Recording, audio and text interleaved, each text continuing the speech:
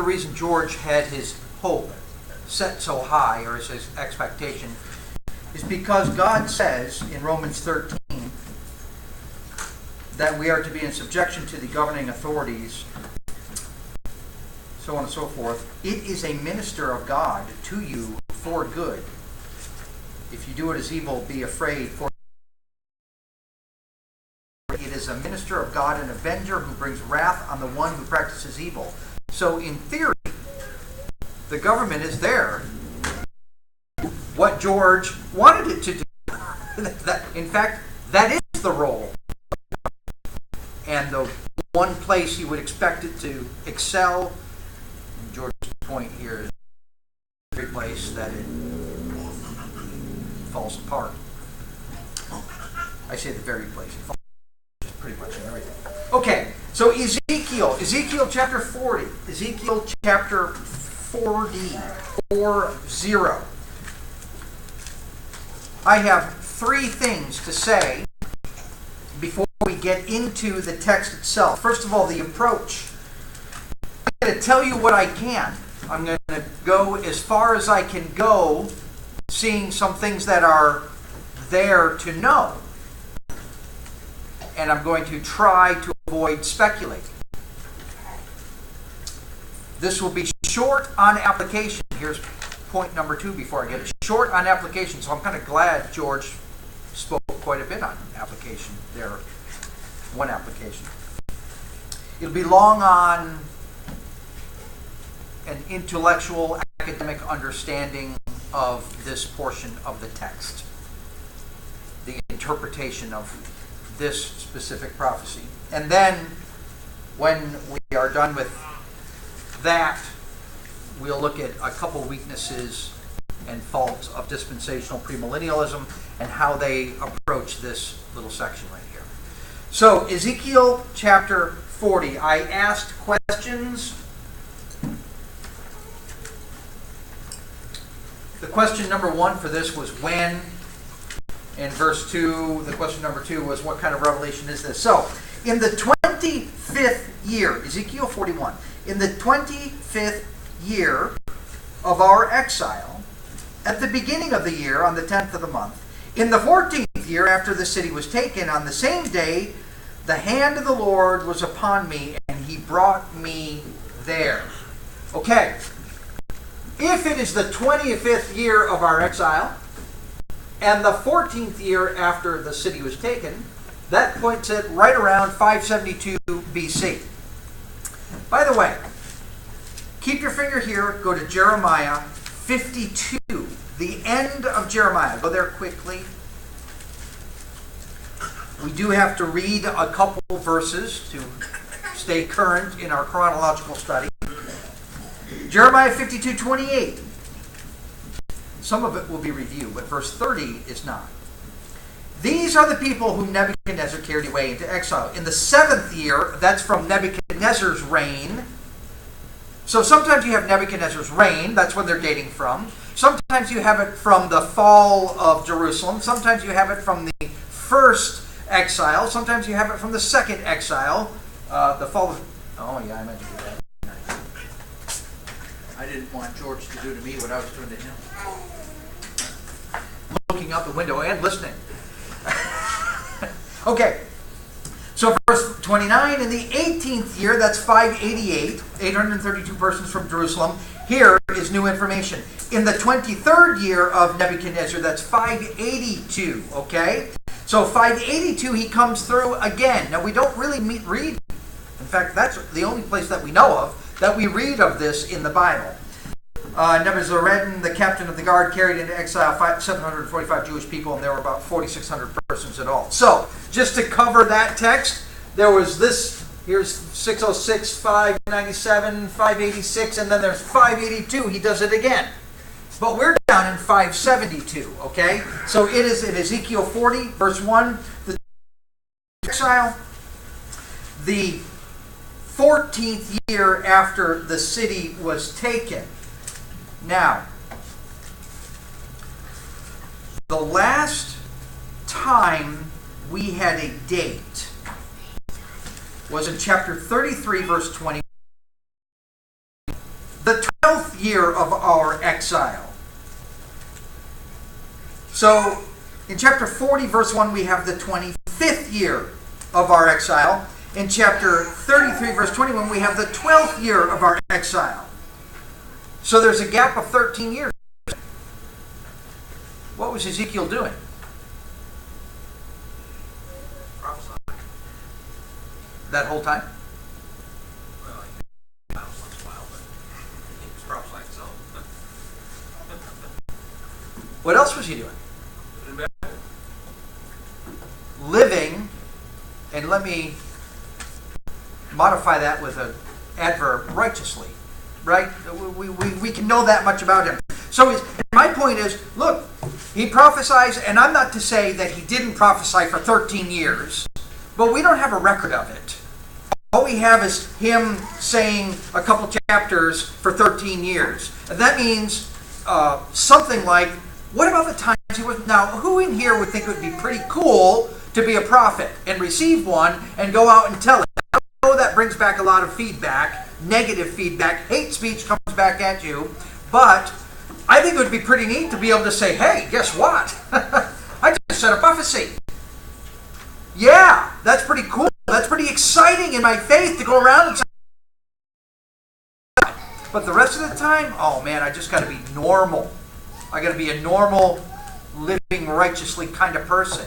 The point is Ezekiel went through that. So did Elijah and Elisha, and Paul did it, and all these people who all we read of are the highlights. They themselves lived just like we did too, right? So we've got to live like they did when they weren't being superstars or whatever you want to call it. Great strain too, right? Just under. Great strain. Yeah. Under. Yes. Harsh conditions. Harsh, righteous conditions. Yes. Governments that are unjust and such things. Yeah. Okay, so there's just a point there. So in the 25th year, so we are basically 3/8 of the way through the exile. We're something like 3/8 or 7/16. I don't know. I didn't figure it out exactly. All right. So verse 2, in the visions of God. Now we'll remember that for later, but for the visions of God. In the visions of God, he brought me into the land of Israel, set me high on a very high mountain, and on it to the south there was a structure like a city. Okay, so this is Lee's outline of the visions, plural, as he used to, of Ezekiel 40 through 48. 40 through 43, you read it, it's all about the temple. 44 through 46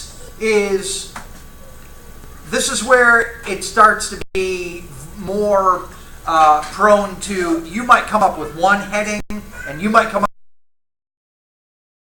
with the people of Israel. There's a lot in this section, but I believe the focus is, look at the people and look what they're doing. And then there's the lands allotted. Here's land, here's land, here's land, here's land, and who's in the land, okay? So there we go. Those are the visions. I said maybe we'll get into 44 through 48. Ain't going to happen. In fact, even if we stop early, it's not going to happen. Because I started thinking on it, and I said, no, not today. All right. So, verse 3. He brought me there to this very high mountain, and there was a structure like a city. Verse 3. He brought me there, and behold, there was the appearance of bronze, with a line of flax and a measuring rod in his hand, and he was standing in the gateway. Okay, so the measuring rod is to measure short distances. The measuring the flax is he'll measure, I forget the numbers, thousands of cubits, right? All right, so we're going to skip reading all of chapters 40 through 43, and I'm just going to put it up here for you. Okay? All right, now, you see this. If all the words in yellow were ice cream, what would you know this author was talking about? Boss word? Yeah. Okay. A lot of ice cream. There's a lot of ice cream in there. if this was about, I'm just picking a word, adoption, because I don't know what George was talking about today, but something to do with adoption. You would know, oh, I don't know what he's saying, but I know if the word was love, I don't know exactly what he's saying. Okay, these words are the words measure, width, length, height, cubit, 50, 60, 15, 5, hand breadth, span. These are all the words he measured. He went around, and that's what he did. God is focusing on what? This man and what he's doing. And he gives us more details. I will say this, when you read this text, he goes over here, he measures this, he goes over here, he measures this, he goes over here, he measures this, and he measures that over there, and he measures this over here, and then he comes back over there, and he measures that, and then he looks about there, and above the thing he just measured, he measures a little bit more, and then over there he measures. And what we'll end up with is, every detail accounted for, which is another way of saying a place for everything, and everything in its place. And this we'll focus on a little bit more in a little while. God is saying, I've accounted for everything. He's also saying, there's a place for everything here, and everything's in its place. Okay. Now, the question is, why? Why did we just run around watching this man measure this and measure that and measure everything? He gives us two hints. Chapter 40, verse 4. In the beginning, the man said to me, Son of man, see with your eyes, hear to all that I'm going to show you. For you have been brought here in order to show it to you. Now listen, declare it to the house of Israel, all that you see. Okay, all right. So far, we don't know what the I do. You watch very carefully, and then you go tell them what I did. Okay, good, but we still don't know the end result. But we'll throw it up there. So, just to be clear, watch me, because you're going to go and tell them. And then he runs around. I don't know why I'm saying that. He measures everything. Everything's accounted for. There's a place for everything, and everything in its place. And then we have in chapter 43, at the end. Now I'm skipping to the middle of the end. Chapter 43, verse 10. We are now picking up basically where he left off in verse 4 of chapter 40. As for you, son of man, describe the temple to the house of Israel that. Now listen. This is the only purpose statement in this text. And you could play with it a little bit and say it is the only purpose statement in the entire text from chapter 40 all the way through chapter 48. This is this so that I can go tell it. What's the purpose of me, Ezekiel, telling everybody all these measurements? That they may be ashamed. Now, I'll just point out quickly, it is not that they may build it. Measure this, measure this, measure this, measure this, measure this. Go tell them all these numbers, which all these numbers are, there's a place for everything, everything's accounted for, and everything's in its place, that they may be ashamed of their iniquities. Look at this perfect building. And the point of this perfect building is to plan, get them involved. If they are ashamed, again, we have this word ashamed, of all that they have done, make known to them the design of the house, its structure, its exits, its entrances, its designs, all its statutes, and all its laws, and write it in their sight. Now, here's another purpose. But what is the purpose of its whole design? It is not to build it. It's never said to build it. The only purpose we have so far is that they are ashamed. So this is really saying the same thing. Show it to them so that they're ashamed. And if they're ashamed, show them more. And that so that they will observe its whole design. Well, what's the design? The design is to have them ashamed, and its statutes, and do them. This is the law of the house. The entire area on top of the mountain all around shall be most holy. Behold, this is the law of the house. Okay, that's the only purpose statement. Measure, numbers, handbreadth, width, length, cubits, wide, so that they may be ashamed. Okay? I did that again. Because that's what he did. All right. I want you to notice something also. Ezekiel's temple, Solomon's temple, Herod's temple, temple size comparisons. So here's an American football field. American football. Here's the tabernacle, small. A little bigger. Herod's temple, big. 4 plus. Huge. What do you notice about the shape difference? Perfectly square. He used the key word there. It's perfectly square. Okay? Remember, God draws pictures to make points. Okay? What the man had done is gone around and measured, among other things, a perfectly square temple. So what you have here is... Come on. Oh, by the way, that's the size of it over there, doesn't it? Every detail accounted for. This is to say a place for everything, and everything is placed, and the shape is perfect. The shape is perfect. It's a perfect square. All right. Now notice, he tells them, when you're done, look what I did. I measured all this. Everything is placed for everything, and it's perfect square. Now, describe them that they may be ashamed. Why? Let me guess. Is it because they didn't build the first temple correctly? No. They built it correctly. It doesn't have to do with build. To do with what? Yes.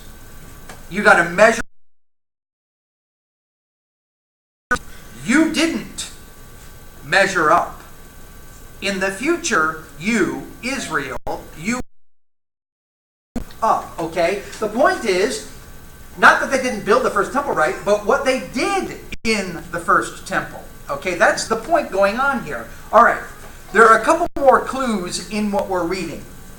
More clues. First of all, this expression in chapter 40, verse 2, in the visions of God, he brought me into the land of Israel, set me on a very high mountain, and on it to the south there was a structure like a city, and then he measures a temple.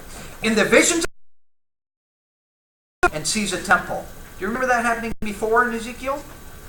Ezekiel chapter 8. The same words are used, and it is the only other place in the text that these same words are used. In the visions of God, Ezekiel chapter 8. Now that's where the similarity ends. In chapter 8, in verse 3,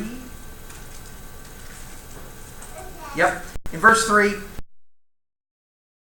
help me by the lock of the head. The Spirit lifted me up between the earth and heaven and brought me in the visions of God, same expression, same place. What did he see? He saw the same thing. He saw the temple, right? Different structure, but you call them both a temple and he saw the same thing, right? Okay, he's looking at the temple.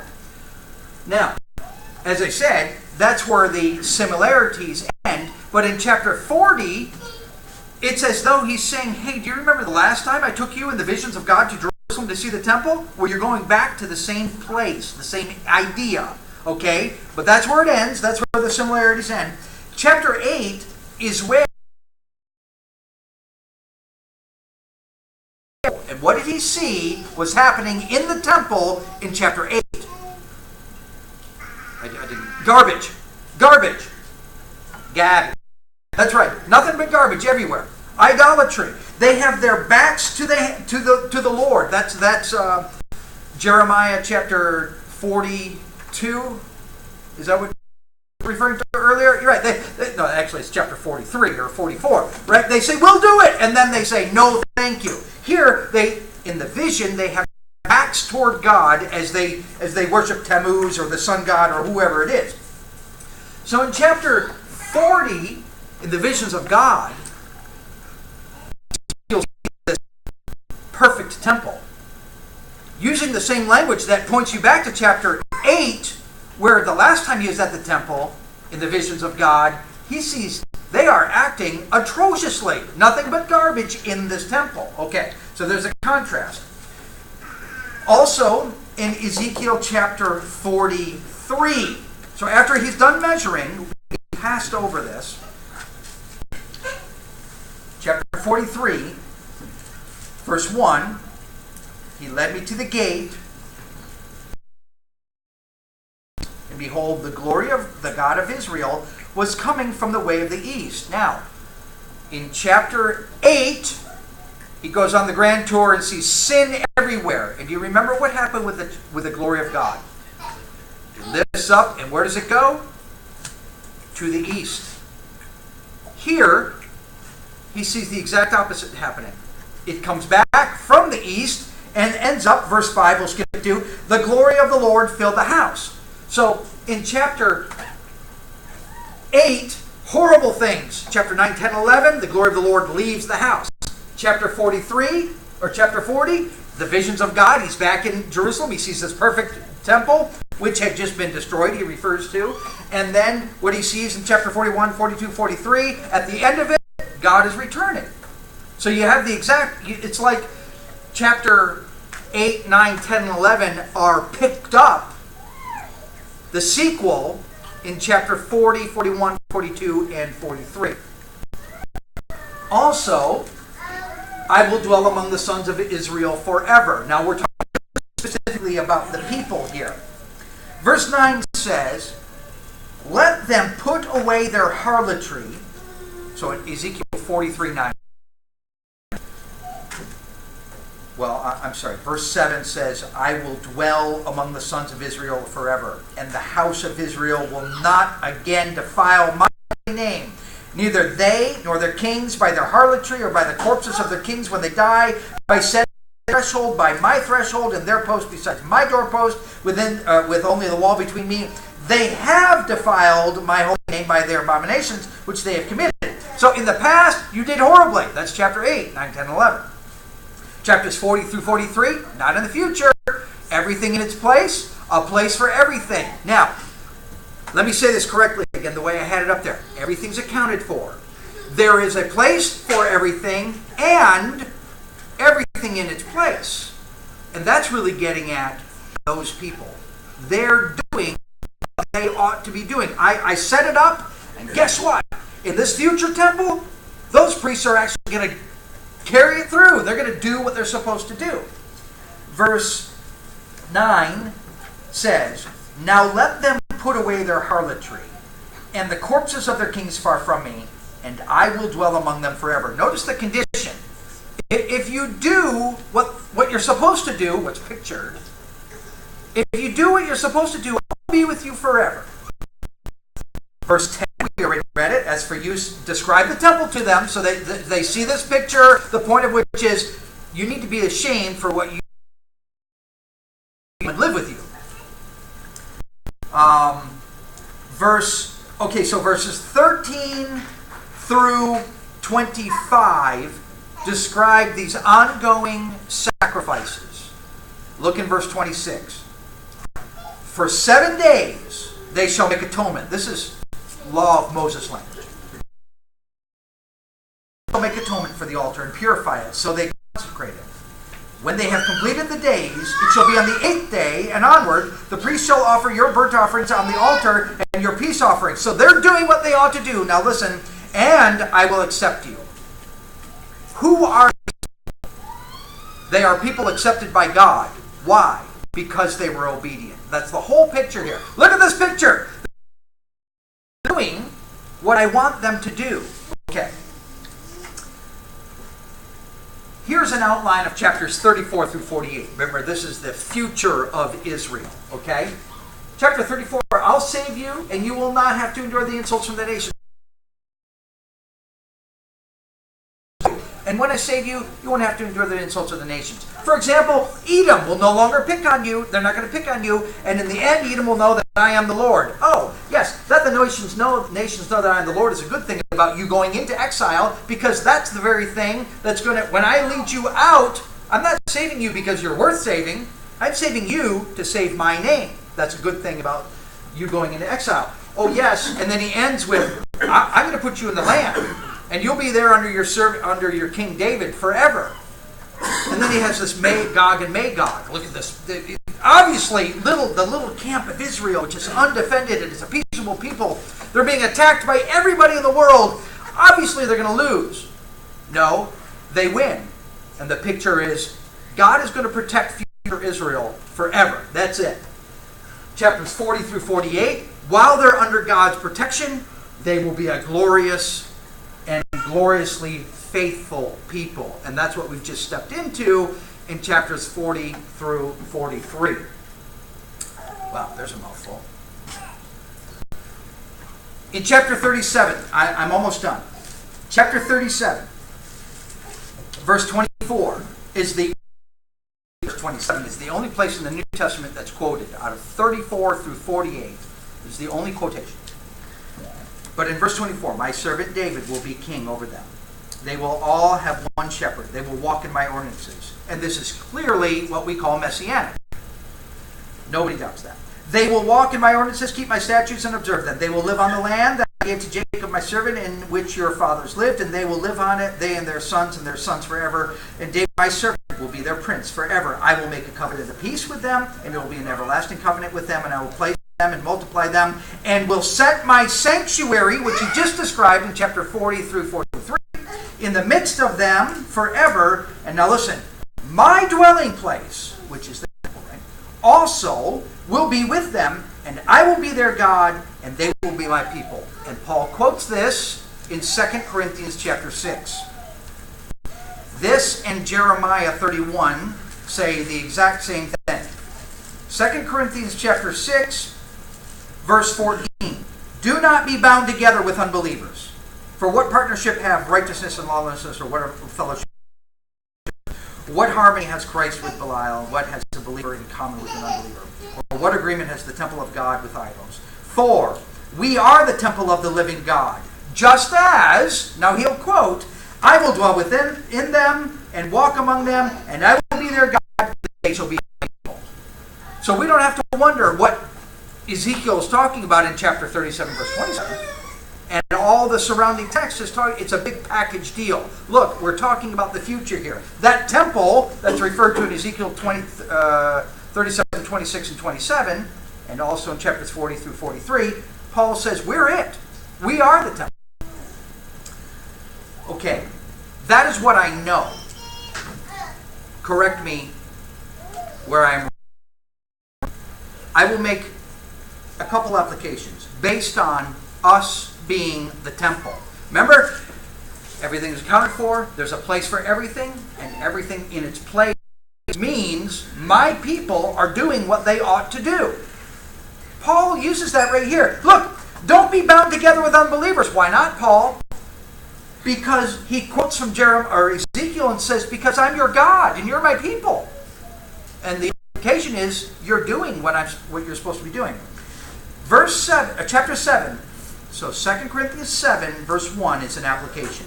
Therefore, having these promises that God will be with us and will be his people, let us cleanse ourselves from all defilement of flesh and spirit, perfecting holiness in the fear of God. Get rid of the trash, folks. Get rid of it. Whatever it is. Even if it's not even trash, if it isn't helpful, it is trash. Right? Get rid of it. Perfecting holiness in the fear of God. Why? Because you're the temple of God. And to be clear, this is not, when I say you, I mean you all, although individually we are temples of God. That's 1 Corinthians 6. Here it's talking about the church. Listen to this, verse 2. Make room for us in your hearts. We wronged no one. We corrupted no one. We took advantage of no one. I'll let you read the rest of the text, but right there Paul is saying, I am an apostle and you need to listen to me. Why, Paul? Why should I listen to you? Because you're the temple of God. And the temple of God listens to God's servant, Paul. So when you read book, chapter, and verse, you don't discard it. You just do it. Let me just go on with one more application here. Ephesians chapter 2. Verse 19 says, you are no longer, he's talking to, you are no longer strangers and aliens, but you are fellow citizens with the saints and are of God's household, having been built on the foundation of the apostles and prophets, Christ Jesus himself being the cornerstone, in whom the whole building, being fitted together, is growing into a holy temple. Yeah, that's what he described in Ezekiel 43:43. In the Lord, in whom you also being built together are into a dwelling of God in the Spirit. Okay, so God is among us as a group. God is among us. Verse 1 of chapter 3. For this reason, I, Paul, the prisoner of Jesus Christ, for the sake of you Gentiles. I'm going to skip down to verse 4. By referring to this, his mystery, when you read, you can understand my insight into the mystery of Christ. There's an application. You look, you're the temple of God. So when you read this, you understand it. Also, verse 14. For this reason, because God saved Gentiles, I bow my knees before God, for whom every family in heaven and on earth derives its name. Doesn't matter if you're Jew or Gentile. That, I bow my knees, that he would grant you, according to glory, to be strengthened with power throughout his Spirit in the inner man. Who wants a little strength in the inner man? Yeah, right? Yeah, I want it. I want to be better. Well, you've got it. All you've got to do is reach out and grasp it. Why? Because what you described, right? And we could go on. Verse 20. To him who is able to do far more abundantly beyond all we ask or think. So the point is, if you haven't got it, it's not because he hasn't given it, it's because you haven't accepted it, reached out. There's a lot in there. Comments or questions on anything that I've said? I skipped their applications part. Go ahead. I apologize if I'm making the illustration walk on all fours. However, in this visual image here of the exact measurements, before now, when I've read this section, I wondered why the detail, particularly since working on the house. Consider the fact that to do wrong, it's not only, you can deliberately not follow the instructions. That's true. You know, you said 40, I'm going to do 35. But you can also be just downright careless and come out with something that's a complete mess as well. I mean, he said 40, I kind of think I'm doing 40. This looks like 40, you know, and be left with something that is as equally unrecognizable as you would have if you'd done it on purpose, maybe even more so. I'll have to say, probably the same with us, if you hear the illustration from it. Our people must also learn to be, yes, Titus 3. I want you to speak confidently so that those who have believed in God will be careful to engage. It doesn't just happen. Oh man, I'm just a really good doer of good deeds. No. If you are a good doer of good deeds, it's be careful to, right? So the other day, Tony, Garrett, and I were studying, and Tony, great question, said, what does that mean to be careful to? Garrett, you go on a long trip. We've all been there. You're cruising down the interstate. Isn't it nice? 70, 80 out there, 65 at least up here in the Northeast. And then next thing you do, you take the exit, and what do you find yourself doing always? Unless you are careful, you will be going 65 in a 40. Because it's just, that's the last thing you were doing for 7 hours, right? That's a, Garrett said, I do that every time I go home. I get off the interstate and I continue, unless I am careful, to go 65. This is exactly what he's saying. It doesn't come, some things don't. Sometimes we have to be careful to know, I'm going to think about this. I'm actively going to do my part to put everything in its place in the temple, right? Were you done? Oh, it's about time. Okay.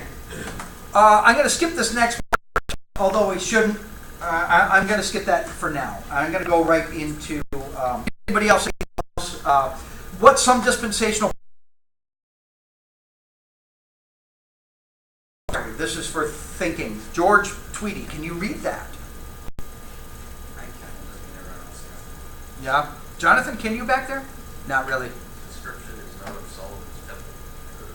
Specification being different and fairly. Okay, so the description is not of Solomon's temple, the specifications being different and larger. Charles Ryrie says, no, we read this, and this isn't of Solomon's temple.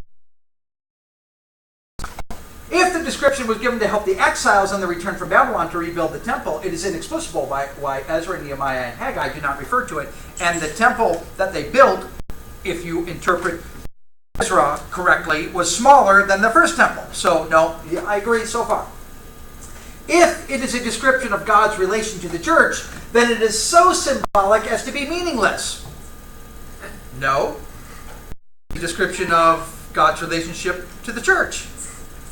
Yeah, what? If understood plainly, the temple and worship here referred to must relate to Israel, why she is reestablished in her land. Okay, wow. Oh wait, I have a question. Yeah. Before you go any further. Is he saying here, is his conclusion then that when Christ returns for 1,000-year reign, that's the size of the temple? That's what it's going to look like? Yes. That's what he's saying? Oh yeah. Yeah, this is the literal temple. And did you see the picture I had up over here? Yeah. They will literally, it's covering burial grounds, and how does that work for a Jew to put their temple, the most holy place, on a burial ground? Right? That's not going to work. Okay. Anderson Schofield, C.I. Schofield. Still another view is to claim that the picture is one of the church and its blessings in this age. Yeah, that's what I said. This view does not explain the symbolism, nor why large areas of Christian doctrine are omitted. He didn't give us all of Christ's new law, so it must not be talking about it. What does this guy want? He wants the world. And if it doesn't match what he wants, well, clearly it's not what you interpret it to be. By the way, this view does not explain the symbolism. Wait. Right? Because let's Ezekiel 41 in verse 17. Let's play a little game. Well, verse 15. He measured the length of the building along the front of the separate area behind it. So Ezekiel 41:15. With a gallery on each side, 100 cubits. He also measured the inner nave and the porches of the court, the thresholds, windows, and the galleries round about. Their three galleries opposite the threshold were paneled with wood all around, and from the ground to the windows, but the windows were covered. Over the entrance and to the inner house, and on the outside and on the wall, all around and inside, by measurement. Everybody read that? The words by measurement. You're a dispensational premillennialist. Your name is Cyrus Ingerson Schofield. You're alive in the 1800s. You're basically one of the main proponents that get this whole system going. You subscribe to the literal historical view. If it says it, it's literal. And he's there, and it says he went all around, and he measured this and this and this, and it was by measurement. How would you understand that? If you're a dispensational premillennialist who believes in the literal, historical, grammatical interpretation. That's literal. Yeah. That's what you would take. Yeah. Notice, this view does not explain the symbolism. My view doesn't explain the symbolism. Look at his point from there. Every detail. Because it says by measurement, this is what he gets out of that. Every detail, however small it may seem, is important in the work of the Lord. Now, I'm sorry, but you don't read that in this text. That's my point. That's my point. Look, what is the symbolism? The symbolism is everything in its place, or place for everything. What does he say? This view does not explain the symbolism. And then down here gives us the very same symbolism, although he would say it's not a symbol because it's literal. It's so full of contradictions. I hope it's obvious, right? Here's another one. John MacArthur. This section provides explicit details concerning Christ's millennial reign which follows. Given more detail about the 1,000-year kingdom than all other Old Testament prophecies combined. It is the Holy of Holies among millennial forecasts. I've never read that before.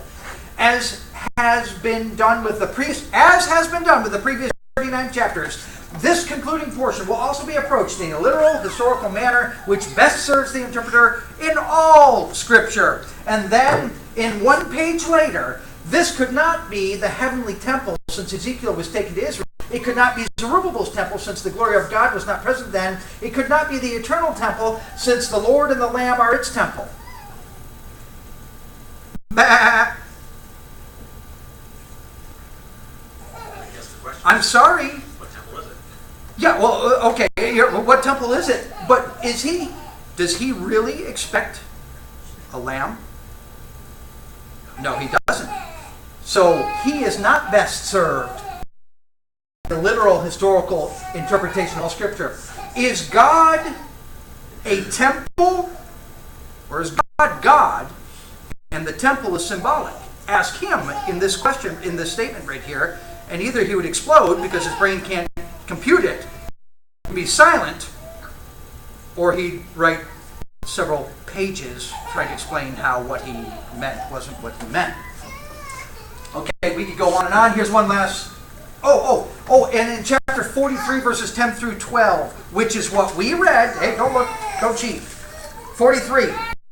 You, son of man, describe the temple to the house that they may be ashamed. Remember, and we said, hey, this is the key. I didn't use that word, but he does. Listen, here is the key to the entire vision of chapters 40 through 48. No, it's not, according to you. According to you, it's you build the thing. There doesn't need to be a key, according to you. But he understands. No, there is something more. These glorious future plans must build it, and that is the purpose of this blueprint. These glorious future plans show how much Israel forfeited by their sins. Every detail should produce repentance in Ezekiel's hearers and readers. Does he get it? He gets it. And then he adds. Every time. Okay, here's one more and then we'll be done. What one dispensation about the sacrifices. Let's just go here really quickly. Chapter 13. These are the measurements. I already read it in verse 26. For 7 days they shall make atonement for the altar and purify it. And you know how they do that with burnt offerings and peace offerings and sin offerings and offerings and offerings. Okay. If these are understood as literally happening, so thought question for y'all first. They said these are literally happening. Okay, I'll skip you the reading because of the time. John MacArthur, we need to expect in the future literal kingdom literal sacrifices. You see a problem with that? The blood of bulls and goats. We just studied Hebrews chapter 10, verses 4 and 5. The blood of bulls and goats. They can't do anything for you. No, the blood of bulls and goats don't. But God prepared a body for him, a human sacrifice takes care of our sin. But these people have them doing literal sacrifices under the literal law of Moses while Jesus Christ is reigning under his new covenant. Chaos? God is not the author of confusion. So Cyrus Schofield, I always say Cyrus. It's not Cyrus. The problem with sacrifices, because they realize if they're actually offered, and notice he's hinting at something here, they might not be offered. He realizes, no, they might not actually be offered, but then that wouldn't be literal, would it? Maybe memorial in character. But if you read the text, every single time in these next 8 chapters, it is always associated with for sin. It doesn't say memorial in character, so they're not interpreting it properly like this. Or, the reference to sacrifices is not to be taken literally, using the terms which the Jews were familiar with in Ezekiel's day. He gave it all away. Everything that he's been teaching, he gave all away with that statement right there.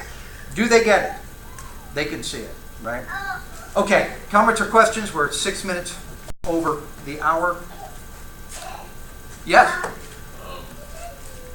don't remember exactly what we're talking about, but in one of the classes recently, I made a comment along the lines that lots of false teaching comes about from people sort of thinking one thing about God and then failing to take that to its full potential, like God can see my face, I think was a specific example, so I don't need to do anything, but then they ignore that God can see that faith is weak. So they kind of take half of God and throw the other away. Just about all this stuff comes from, or seems to come from, God seems to be incapable of making his word mesh with itself. You come to much simpler and easier and, wouldn't you know it, much more truthful resolution of Scripture when, well, okay, this is what this seems to mean, but that directly contradicts something else that is very, very, very clear. So, take this, I must be understanding this wrong. What else could it mean? You look at options, there's only one way that everything makes sense. Right. That's what we're looking for. If you're honest, they don't seem to be looking for it. They will tell you, I've quotes, these and the Calvinists, which are very related, will both say, under both circumstances, there comes a point where you do not question God. And the point is, stop thinking. You stop thinking. Yeah, it's not going to make sense, but stop thinking at that point. It's also the point where we're supposed to stop questioning them. Say it again? That's the point where we're supposed to stop questioning them. Right, yes, exactly. That's the point. For them, don't question God. And I'm excited because I didn't hear whatever that is you're talking about. I was not in this class for that. It must have been you and your dad, and so I got to hear part of that class. Who has a song? Mr. John Bosworth, will you pray for us, please?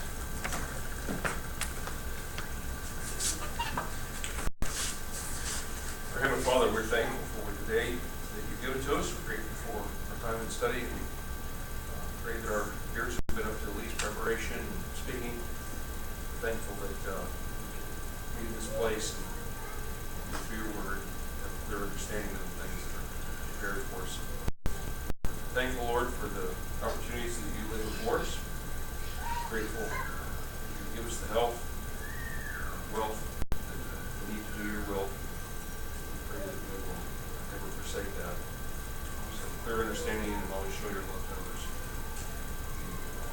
Pray for those that may not be here with us this evening, for whatever reason they may be away. Ask you to strengthen. Grateful for the opportunities we have, and the encouragement we get from one another by being together. Please bless us this night, watch over us as we go to our homes. In Jesus' name.